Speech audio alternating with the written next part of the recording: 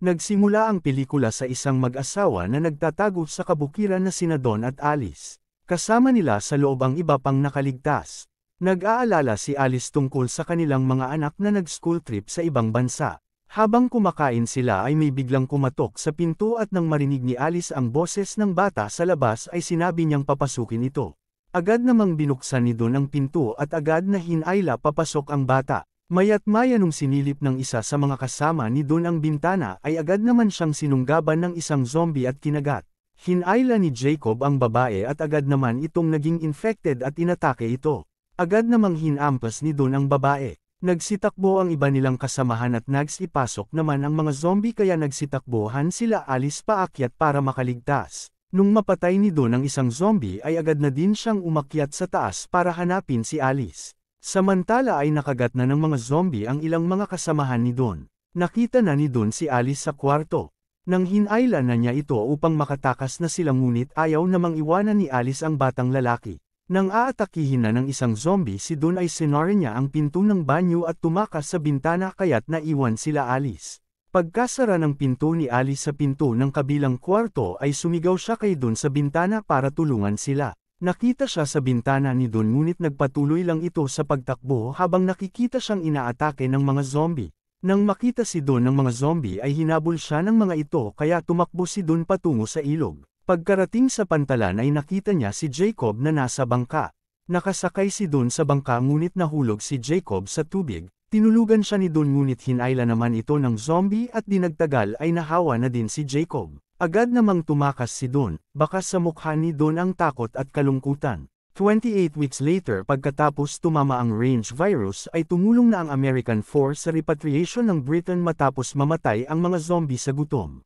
Isang sniper mula sa US military si Sergeant Doyle ang nagbabantay sa isang lugar at makikitang nakikipagbiruan siya sa kanyang kaibigang nasa helicopter na si Flynn. Samantala isang eroplano ang dumating sa airport at sakay nito ay mga Briton na nakaligtas sa outbreak. Si Major Scarlett naman ang tumitingin sa mga bagong dumating at kasama sa mga ito ay ang magkapatid na sina Tammy at Andy. Nagsagawa siya ng medical evaluation kay Andy at napansin niya na magkaiba ang kulay ng mga mata nito. Maya't maya dinala nila ang magkapatid sa District 1. Masaya nilang niyakap ang kanilang ama na si Don. Samantala ay iginiit ni Scarlett sa kanyang mga superior na hindi silang handa tanggapin ang mga bata ngunit sinigurado sa kanya ni General Stone na hindi na muling magbabalik ang virus at kung sakali man ay magagawa nilang kontrolin ito. Nung maglaon sa quarantine area ay inilibot ni Don ang kanyang mga anak. Si Don ang caretaker ng District 1, kaya nagkaroon siya ng isang komportableng penthouse para sa kanyang pamilya. Sinabi ni Don na hindi na sila pwedeng bumalik sa dati nilang bahay dahil hindi naligtas doon.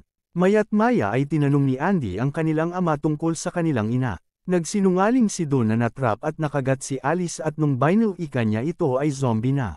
Kinagabihan ay inihanda na no Doyle ang kanyang rifle upang bantayan ang mga residente. Kinabukasan tumakas sila Tammy at Andy upang puntahan ang kanilang dating bahay. Nakita naman sila ni Doyle at agad na inireport sa mga kasamahan. Maya't maya ay nakita nila ang isang motorbike at naisip nilang gamitin ito. Nung maglaon ay sinakyan na nila at patungo na sa kanilang bahay.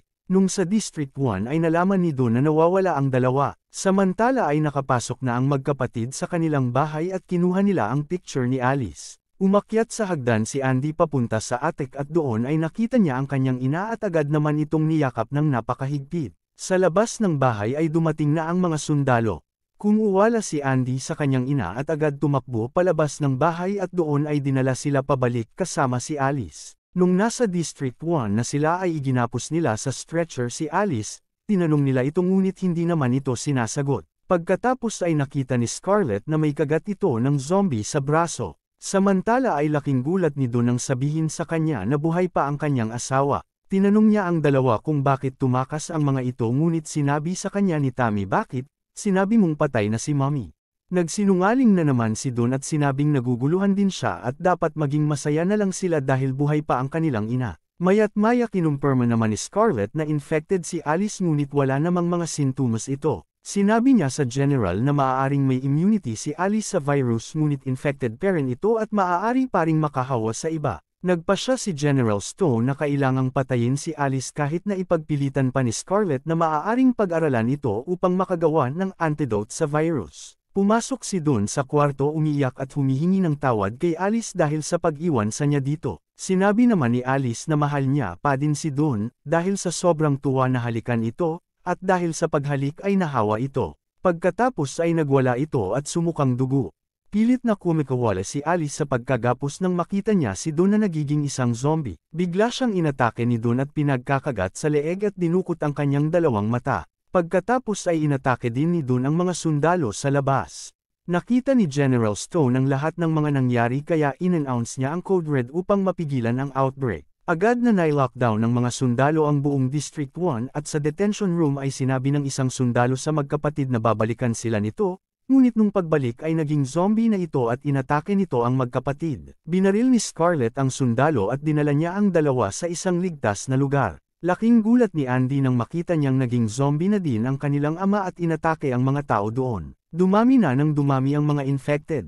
Umakyat si Andy sa vent para makaligtas at nagkakagulo na ang mga tao. Habang naglalabasan ang mga tao, binabaril ng mga sundalo ang mga zombie, ngunit nalilito at nahihirapan sila dahil sa dami ng mga tao. Samantala ay nakalabas na ang magkapatid sa building. Nang makita ni General Stone na lumalala na talaga ang sitwasyon ay in-announce niya na barilin na ang lahat, infected man o hindi. Pinagbabaril ng mga sniper ang lahat ng mga tao kaya't lalong nagpanik ang mga ito. Tinawag ng isang lalaki si Andy at isinama siya nito sa isang warehouse. Nung maglaon sa loob ng warehouse ay nakita niya si Scarlett at Tammy. Sinabi ni Andy kay Tammy na naging zombie na ang kanilang ama. Sabi naman ni Scarlett sa mga tao na papatayin ng mga sundalo ang lahat para maiwasan ulit ang outbreak. Maya't maya dumating si Doyle na sinabing maaari nilang maiwasan ang mga zombie kapag gabi ngunit hindi ang mga sniper. Tinanong naman siya ni Scarlett kung bakit umalis siya sa kanyang pwesto. Sinabi ni Doyle na gusto niyang tulungan ang mga nakaligtas. Pagkatapos ay tinulungan sila ni Doyle upang makalabas ng building. Sinabi ni Flynn na ipinag-uutos ng Air Cavalry na bombahin na ang buong District 1 upang mapigilan na ang outbreak. Sinabi din nito na magkita sila sa Region Park at tumakbo na sila. Pinagbabaril naman sila ng sniper at tinamaan si Scarlett sa hita. Sinabi ni Doyle kay Sam na tumakbo upang makita niya ang posisyon ng sniper, ngunit natakot ito. Nang marinig agad na tumakbo si Andy kaya agad binaril ni Doyle ang sniper. Dali-dali silang umakyat sa bakod at naghulog na ng mga bomba ang mga cavalry at pumunta sila sa tunnel para makaligtas. Nakikita ni Flynn na binobomba na ang District 1, kasama ang mga zombie at mga taong inosente. Samantala ay nakaligtas naman ang naging zombing si Don, na tinitingnan ng larawan ni Alice at Andy. Kinabukasan ay nakarating na sila Doyle sa Region Park. Sinabi ni Andy sa kanyang ate na sa palagay mo babuhay pa si Mommy, hindi na sa pagkakataong ito wika ni Tammy sa batang kapatid. Inamin ni Doyle kay Scarlett na babarilan na niya si Andy ngunit hindi niya naman magawa kaya umalis siya sa kanyang pwesto. Ipinaalam ni Scarlett na immune ang kanilang ina at malaki din ang posibilidad na immune din ang mga ito kaya paprotektahan nila ito dahil mas importante ang buhay ng magkapatid kaysa sa buhay nila Doyle at Scarlett. Nung maglaon, sinabi ni Flynn kay Doyle na paparating na ang mga zombie, sinubukan tumakas nila Doyle ngunit huli na ang lahat, kaya't pinag-utos niya na magtago sila Tammy sa damuhan. Dumating na ang helicopter at pinagpalitan ni Doyle isakay ang mga bata ngunit tumanggi si Flynn. Nang makita ni Sam na papalapit na ang mga zombie ay nagpanik ito at agad na lumapit sa helicopter. Dahil sa sobrang kalituhan ay nalipad ni Flynn ang helicopter papunta sa mga zombie. Pinatama niya ang elisi sa mga zombie kaya nagkaguti-guti ang mga ito. Pagkatapos ay nahulog si Sam sa helicopter kaya napalipad na ng malayo si Flynn. Sinabi niya kay Doyle na pumunta sa stadium ngunit iginiit na iwanan ang lahat ng nakaligtas. Hinabol sila Doyle ng mga zombie at napatigil sila nang makita nila ang gas.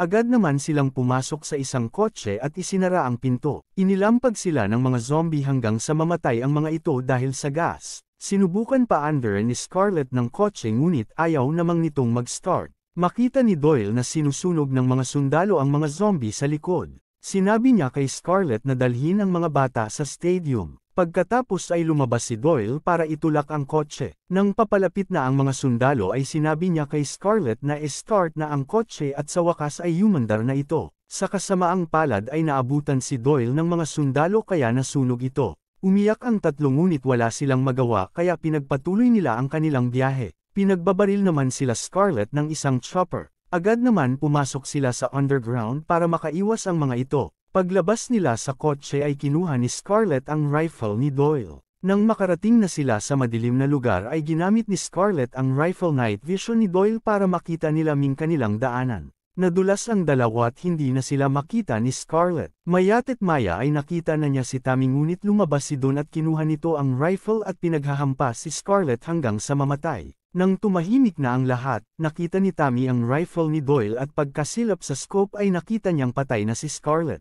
Samantala ay inatake naman ni Don si Andy at kinagat sa leeg. Nakita ni Tammy ang ama na dinudumog si Andy kaya, binaril na niya ito. Nilapitan ni Tammy si Andy ngunit tumakbo ito, bumagsak ito sa railway kaya naabutan ito ni Tammy. Tiningnan ni Tammy ang kaliwang mata ni Andy at nagkaroon ito ng bloodshots kagaya ng nangyari kay Alice. Ibig sabihin ay immune din si Andy sa range virus. Nakarating na sila sa stadium kung saan naghihintay si Flynn. Pinutukan naman sila ni Flynn at tinanong kung saan si Doyle. Sinabi ni Tammy na sila lang ang nakaligtas. Sumang-ayon si Flynn na isakay ang magkapatid at patungo sa English Channel. Habang nakasakay sa helicopter ay nakita nila Tammy at Andy ang pagkawasak na idinulot ng outbreak. Pagkalipas ng 28 days ay naabandona na ang helicopter ni Flynn sa France at wala na din sila Andy at Tammy. Sa huling eksena ay makikita ang mga tumatakbong mga zombie palabas sa isang tunnel ng Paris, France.